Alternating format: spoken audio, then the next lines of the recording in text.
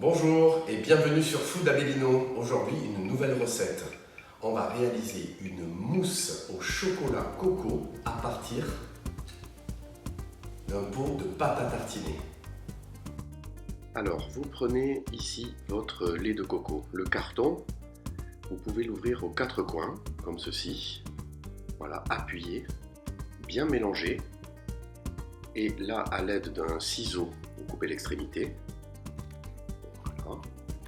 Et en fait, ça va nous permettre de vider le produit, donc là le lait de coco, alors pas à côté évidemment, entièrement, en appuyant comme ça et en pliant le carton. Alors, vous pouvez le faire aussi pour votre crème fraîche par exemple. Donc là c'est une astuce qui vous permet de rien gâcher en fait. Ici à l'aide d'un batteur, on va monter le lait en crème. Voilà. Nous venons de monter notre crème de coco. Maintenant, nous allons y incorporer la pâte à tartiner. Alors, une autre astuce, ça va être de positionner notre pot de pâte à tartiner directement au micro-ondes et de partir pour 30 secondes. Cette astuce va permettre de fluidifier la pâte à tartiner.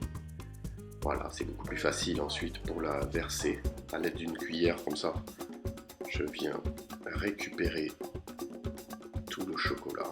Voilà, alors j'utilise une pâte à tartiner italienne. Pourquoi? Parce qu'elle ne contient pas d'huile de palme, comme d'autres marques en fait, que vous aurez deviné. Dites-moi dans les commentaires quelle pâte à tartiner vous allez utiliser.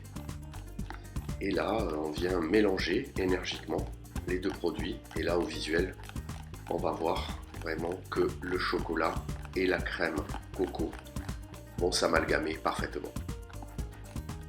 Vous voyez c'est un marbrage, c'est satisfaisant. Voilà. On va accélérer un petit peu.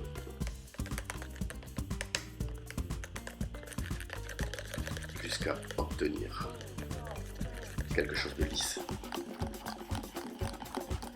Voilà, c'est parfait. Notre pâte à tartiner est maintenant bien incorporée avec la crème coco. Étape suivante, nous allons clarifier les œufs. Alors clarifier les œufs, ça veut dire séparer le blanc, hop, des jaunes. Voilà. Les jaunes, on les réserve à côté. On le fait. Là, on utilise 4 œufs en fait. Donc sur la vidéo, on n'en voit que 2. Donc vous aurez compris le principe. Voilà le blanc d'un côté et le jaune de l'autre. Nos œufs sont clarifiés, nous allons donc maintenant incorporer les jaunes à notre ganache au chocolat.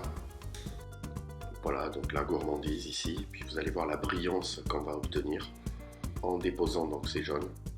On va verser 2 gouttes, et là, voilà, ça brille, c'est beau.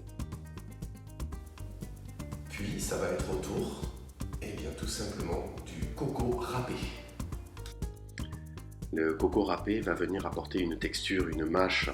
En fait, ça va venir croquer sous la dent, un effet bounty. Voilà, ça rappellera des souvenirs. Magnifique, bien incorporé, comme ceci. Vient maintenant une étape très importante, nous allons monter les blancs en neige. Alors, pour pouvoir serrer les blancs, en fait, il faut rajouter du sel. Vous voyez, là, on met la pincée de sel. Ça va venir serrer les blancs avec le batteur. Maintenant, on y va. Bonne puissance. Et on attend en fait que les blancs montent en neige. Voilà, bien ferme, bien dur. Et voilà, ça y est, hein, tout est transformé. C'est ça la cuisine. Bec d'oiseau, là vous êtes bien. Nos blancs sont bien montés, fermes, grâce au sel qui a serré les blancs en fait. Maintenant, on va incorporer en 2 étapes les blancs à notre préparation au chocolat. Donc là, les blancs, on va les voir oui, bien fermes, comme ceci. J'utilise une maryse, moi, j'aime bien. Vous voyez, donc j'en mets, allez, un tiers de la préparation. Et là, on va venir les mélanger Alors on y va délicatement, mais pas trop non plus, hein, sur cette étape.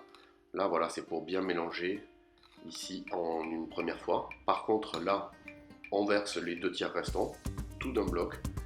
Et là vraiment, il faut être délicat pour pas casser vraiment les blancs et donner une texture ensuite aérée en fait à notre mousse. Donc vous voyez, on y va très très délicatement comme ça pour incorporer entièrement les blancs à notre préparation.